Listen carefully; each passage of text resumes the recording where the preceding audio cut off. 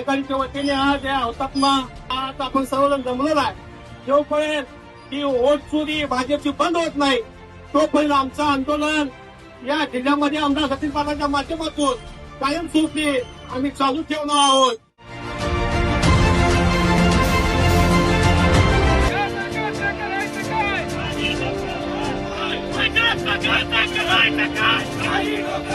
I